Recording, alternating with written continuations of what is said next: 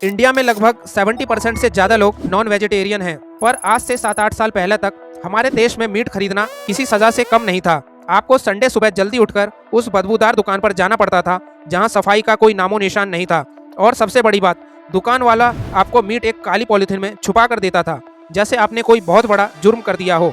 India का meat market $30 billion से ज़्यादा का था, पर 99% मार्केट पूरी तरह से अनऑर्गेनाइज्ड था। किसी को नहीं पता था कि जो चिकन आप खा रहे हैं वो फ्रेश है या बीमार। और तभी एंट्री होती है एक ऐसी कंपनी की जिसने इस काले पॉलीथीन वाले धंधे को एक प्रीमियम लाइफस्टाइल ब्रांड में बदल दिया। उन्होंने मीट को छुपाने की चीज़ से हटाकर एक प्राउडली फ्लॉन्ट करने वाली चीज़ बना दिया। मैं बात कर रहा हूँ लीसियस की, इंडिया का पहला डायरेक्ट टू कंज्यूमर यानी कि D2C यूनिकॉर्न। पर दोस्तों, फ्रेश मीट डिलीवर करना इंटरनेट पर टी-शर्ट या जूता बेचने जैसा आसान नहीं है। मीट बहुत जल्दी खराब होता है। इसे फ्रेश रखने के लिए जो सप्लाई चेन चाहिए वो बनाना किसी स्टार्टअप के बस की बात नहीं थी। आज GSR एंटरप्राइजेज के इस मेगा डॉक्यूमेंट्री एपिसोड में हम लीसियस की पूरी कुंडली खोलेंगे। अभय और विवेक के उस लंच टेबल आइडिया से लेकर इनके farm to fork model, zero inventory system और आज के दौर की उस सबसे बड़ी प्रॉब्लम तक कि कैसे ब्लिंकिट और जेप्टो जैसे क्विक कॉमर्स कंपनीज लीसियस के धंधे को खतरे में डाल रही है। अगर आप सप्लाई चेन, D2C ब्रांड्स और बिजनेस की डीप रियलिटीज़ को समझना चाहते हो तो वीडियो को एंड तक जरूर देखिए, क्योंकि इस केस स्टडी में आपको असली धंधे की स्मेल आएगी। कहानी की शुरुआत होती है साल 2015 में। बेंगलुरु में अभय हंजूरा और विवेक गुप्ता दोनों अच्छी खासी कॉर्पोरेट जॉब्स कर रहे थे। विवेक एक वेंचर कैपिटल फर्म में थे जहां वो स्टार्टअप्स को क्लोजली देखते थे। एक दिन दोनों लंच कर रहे थे और डिस्कशन इंडिया के मीट मार्केट पर शुरू हुआ। उन्होंने रियलाइज़ किया कि अमेरिका और यूरोप में मीट एक ब्रांडेड प्रोडक्ट है, पर इंडिया में मीट को एक ब्लाइंड स्पॉट माना जाता है। फाउंडर्स को पता था कि इंडिया में लोग ऑनलाइन ग्रोसरी और सब्जी मंगवाने लगे हैं, बिग बास्केट आ चुका था, पर जब मीट की बात आती है तो लोग ऑनलाइन ट्रस्ट नहीं करते, क्योंकि उन्हें लगता है कि पता नहीं कब का रखा हुआ बासी मीट भेज देंगे।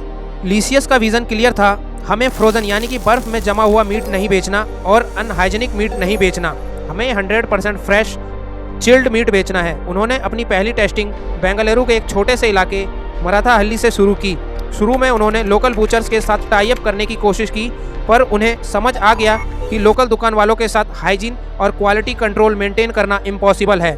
यहीं से लीसियस ने एक ऐसी बिजनेस स्ट्रेटेजी अपनाई जो ई कॉमर्स में सबसे मुश्किल मानी जाती है, जिसका नाम था full stack farm to fork model. दोस्तों, लीसियस कोई टेक कंपनी नहीं है जो सिर्फ ऐप बनाकर कमीशन खाती हो। लीसियस एक्चुअली एक सप्लाई चेन और लॉजिस्टिक्स कंपनी है। चलिए इनके फार्म टू फॉक मॉडल को डिकोड करते हैं। लीसियस ने देखा कि मीट मार्केट में सबसे बड़ी प्रॉब्लम सोर्सिंग की है। उन्होंने डायरेक्ट फार्मर्स और फिशरमैन के साथ टाई अप्स किए। उन्होंने स्ट्रिक्ट रूल्स बनाए, जैसे चिकन का वेट एक स्पेसिफिक रेंज जैसे कि 1.25 किलो से 1.5 किलो में ही होना चाहिए और उन्हें एंटीबायोटिक्स फ्री फीड ही देनी होगी। पर असली मैजिक होता है सोर्सिंग के बाद। जब मीट लीसियस के state of the art processing centres में आता है तो उसे RO वाटर से धोया जाता है। दोस्तों, आपका लोकल बूचर नल का पानी यूज करता है जिसमें हजारों बैक्टीरिया होते हैं। लीसियस यहाँ लगभग 150 से ज़्यादा क्वालिटी चेक्स करता है।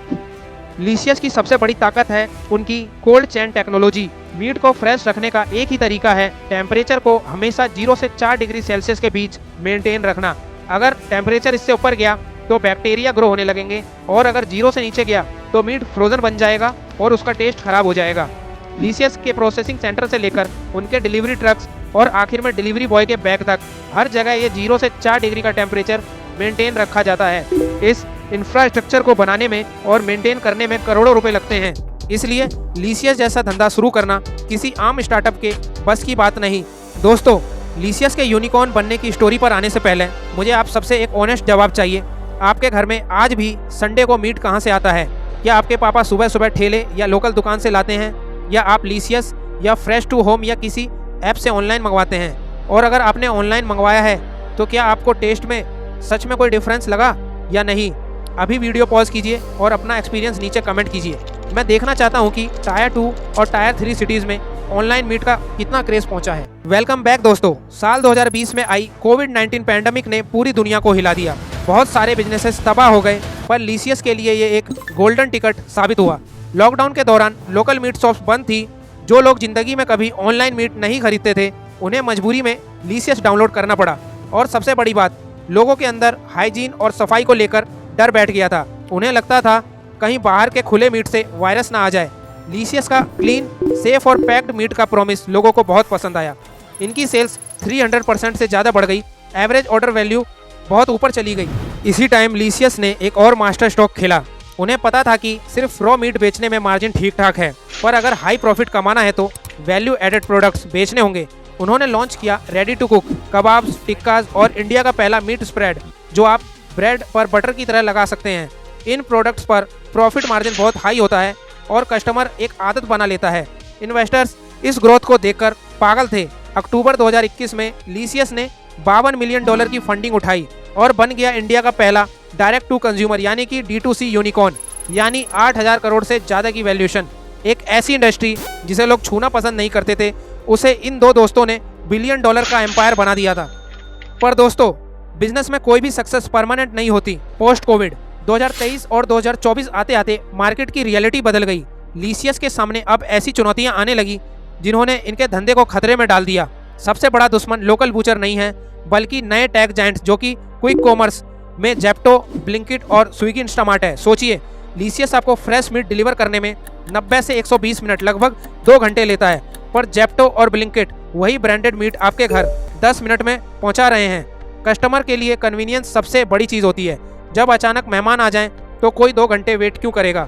इस थ्रेट से बचने के लिए लीसियस को मार्केटिंग और डिस्काउंट्स पर भयंकर पैसा फूकना पड़ा। इनका कस्टमर एक्विजिशन कॉस्ट यानी कि CAC बहुत हाई हो गया। एक नए कस्टमर को ऐप पर लाने में इन्हें 800 से 1000 रुपये खर्च करने पड़ रहे थे। जब फंडिंग विंटर आई यानी कि इन्वेस्टर्स ने पैसा देना कम किया तो लीसियस को रियलिटी चेक मिला। फाइनेंशियल ईयर 2023 में इनका रेवेन्यू लगभग 746 करोड़ था, पर उन्हें लॉस भी लगभग 500 करोड़ का हो रहा था। अपने कैश को बचाने और प्रॉफिटेबिलिटी यानी कि एबिडा पॉजिटिव लाने के लिए लीसियस ने फरवरी 2024 में लगभग 80 एम्प्लॉयज़, जो कि उनके वर्क फ्लो का 3% था, उनको निकाल दिया। उन्होंने अपने प्लांट बेस्ड मीट ब्रांड को भी स्केल डाउन कर दिया और अपना पूरा फोकस सिर्फ कोर प्रीमियम मीट बिजनेस पर लगाया। तो NGSR एंटरप्राइजेस के दोस्तों, लीसियस के एक लोकल आइडिया से $1 बिलियन का स्टार्टअप बनने और फिर सर्वाइवल की लड़ाई लड़ने की केस स्टडी से हमें 3 बहुत तगड़े बिजनेस लेसन मिलते हैं। पहला, unorganised to organised is a gold mine. अगर आप किसी ऐसी इंडस्ट्री को पकड़ते हैं जो गंदी या अनऑर्गेनाइज्ड है और आप वहां ट्रस्ट और हाइजीन ले आते हैं, तो लोग आपको प्रीमियम प्राइस देने को तैयार हो जाते हैं। लीसियस ने मीट को एक ब्रांड बना दिया। दूसरा, supply chain is your biggest मोट। ऐप तो कोई भी बना सकता है, पर 0 से 4 डिग्री की कोल्ड चेन बनाना हर किसी के बस की बात नहीं। जिसका ऑपरेशंस और सप्लाई चेन स्ट्रॉन्ग होगा वही D2C ब्रांड लंबा टिकेगा। तीसरा, the convenience trap, quick commerce threat. आज के कस्टमर का पेशेंस 0 हो चुका है। अगर आपका डिलीवरी टाइम 2 घंटे है और कॉम्पिटिटर 10 मिनट में दे रहा है, तो आपको अपना सप्लाई चेन पाइवट करना ही पड़ेगा। लीसियस को आने वाले वक्त में जेप्टो और ब्लिंकिट से भयंकर लड़ाई लड़नी होगी। दोस्तों, लीसियस की कहानी इस बात का प्रूफ है कि इंडियन एंटरप्रेन्योर्स में किसी भी इंडस्ट्री का रूप बदलने की ताकत है। भले ही आज मार्केट कंडीशंस टफ हैं और क्विक कॉमर्स से कंपटीशन बढ़ रहा है, पर इंडिया में ब्रांडेड मीट खरीदने की जो हैबिट लीसियस ने डाली है वो अब खत्म नहीं होने वाली। आगे लीसियस प्रॉफिटेबल होता है या नहीं, ये इंडियन स्टार्टअप इकोसिस्टम की सबसे इंटरेस्टिंग स्टोरी होगी। आपको लीसियस की ये डीप ऑपरेशनल और फाइनेंशियल ब्रेकडाउन केस स्टडी कैसी लगी? क्या आप चाहते हैं कि मैं फ्रेश टू होम या फिर फूड डिलीवरी जायंट्स जैसे जोमेटो और स्विगी के सप्लाई चेन मॉडल पर भी ऐसी ही डिटेल डॉक्यूमेंट्री लाऊं? मुझे नीचे कमेंट्स में ज़रूर बताएं। अगर इस वीडियो में की गई डीप रिसर्च आपको पसंद आई है तो इस वीडियो को बड़ा सा लाइक ज़रूर दें और अपने एंटरप्रेन्योर दोस्तों के साथ इस वीडियो को शेयर करें और NGSR एंटरप्राइजेस को अभी सब्सक्राइब करके बेल आइकन जरूर दबाएं।